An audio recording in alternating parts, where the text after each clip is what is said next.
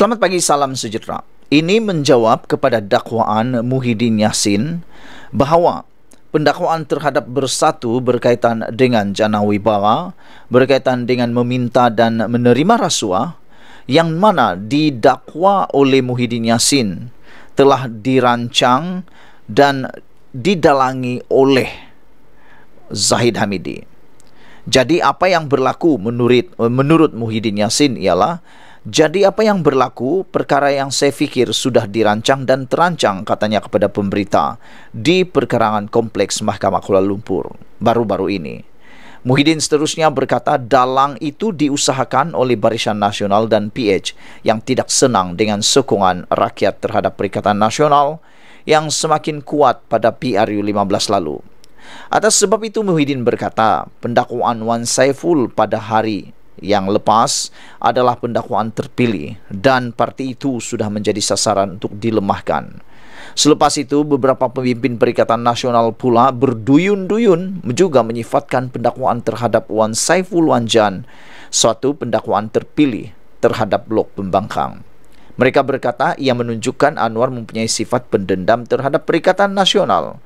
Malah Wan Saiful sendiri menyifatkan pendakwaan terhadapnya adalah sesuatu bentuk pendakwaan terpilih. Katanya, mereka melakukan pendakwaan terpilih itu bertujuan mengalihkan perhatian terhadap kegagalan Kerajaan Perpaduan Mentadbir Negara. Ops, sekejap. Ini saatnya kita menjawab tomahan yang tak tepat ini. Ini masanya kita menjawab apa yang sedang berlaku ini. Sebenarnya kita mulakan dengan hoi hoya hoi. Ini lagu untuk penyamun. Hoi hoya hoi, hoi hoya hoi, kita semua penyamun. Dia bilang kan, kamu pernah dengar lagu tu? Pernah dengar, bagus. Jangan jadi penyamun sudah. Atas apa alasan sekalipun, cubaan untuk membela Wan Saiful yang telah didakwa baru-baru ini atas dakwaan meminta dan menerima rasuah, baik yang dikatakan didalangi Zahid Hamidi ataupun pendakwaan terpilih ataupun dendam Anwar atau apa saja. Satu hakikat yang semua kita harus tahu, yang semua orang harus sedar, ialah atas apapun alasan anda, ialah kita perlu sedar ada kesalahan atau pelanggaran undang-undang telah dilakukan oleh Ketua Penerangan Bersatu itu. Saya ulang sekali lagi, karena orang kata ini dibuat-buat. Sebenarnya, mana satu yang dibuat-buat? Bukan dibuat-buat. Ini bukan pendakwaan yang direka-reka, bukan. Kerana, saudara, memang ada kesalahan yang dilakukan. Kesalahan dan pelanggaran undang-undang yang telah dilakukan oleh Ketua Penerangan Bersatu itu. Siapa suruh dia? Ini yang berlaku, yang mungkin ramai orang tak tahu. Fikir betul-betul. Dalam siasatan SPRM didapati bahawa Wan Saiful Wanjan telah pun menerima sebanyak RM6.9 juta daripada seorang tauke Cina yang dibantunya untuk mendapatkan projek jana wibawa itu. Siapa suruh dia minta rasuah? Minta dan ambil rasuah sebanyak 6.9 juta daripada seorang tauke Cina yang dibantu untuk mendapatkan projek jana wibawa itu. Sekejap.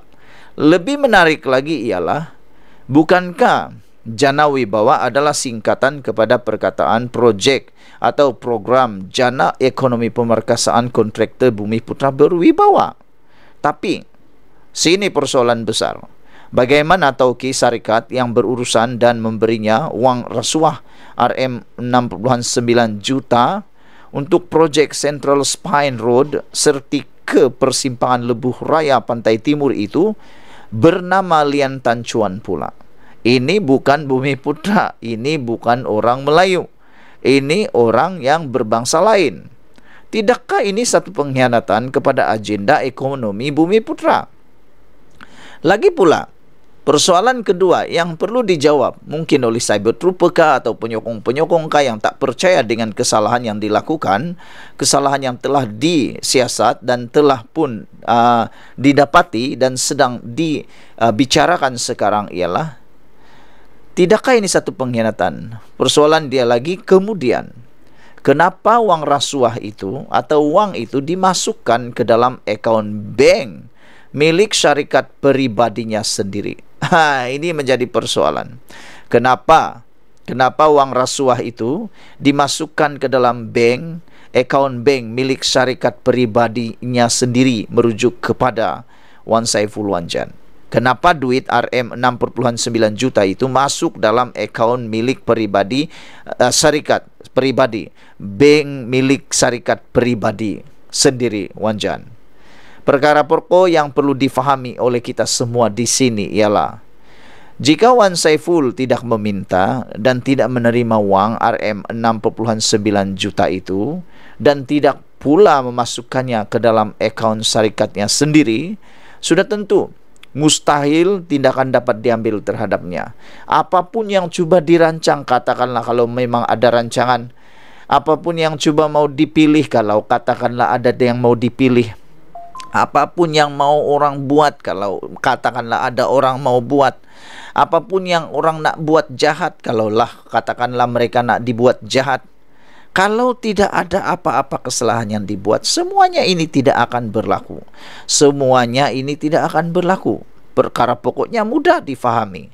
Jika Wan Saiful tidak meminta dan tidak menerima wang RM 6,9 juta itu dan tidak pula memasukkannya ke dalam akaun syarikatnya sendiri, sudah tentu mustahil sesuatu tindakan dapat diambil terhadapnya.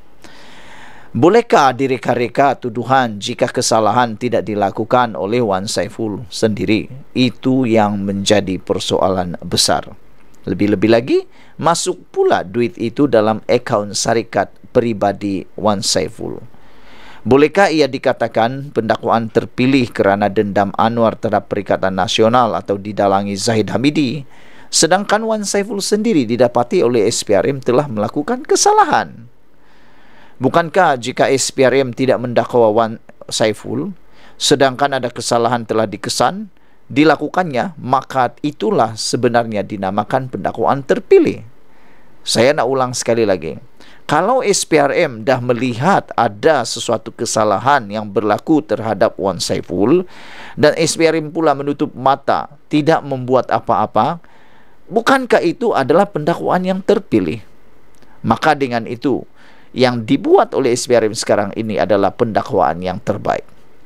Saudara-saudara sekalian, untuk itu kepada Muhyiddin dan lain-lain pemimpin Perikatan Nasional, sebelum cuba mencari helah dengan menyalahkan orang lain sebagai dalang, dendam atau pendakwaan terpilih, lebih baik hempuk dulu Wan Saiful atas perbuatannya itu. Dan akhirnya Wan Saiful telah pun sah kemarin letak jawatan sebagai Ketua Penerangan Bersatu, disahkan oleh Muhyiddin dan serta-merta. Sebelum kita berpisah, jangan lupa tinggalkan komen Anda, tekan butang subscribe. Kita jumpa lagi. Bye-bye.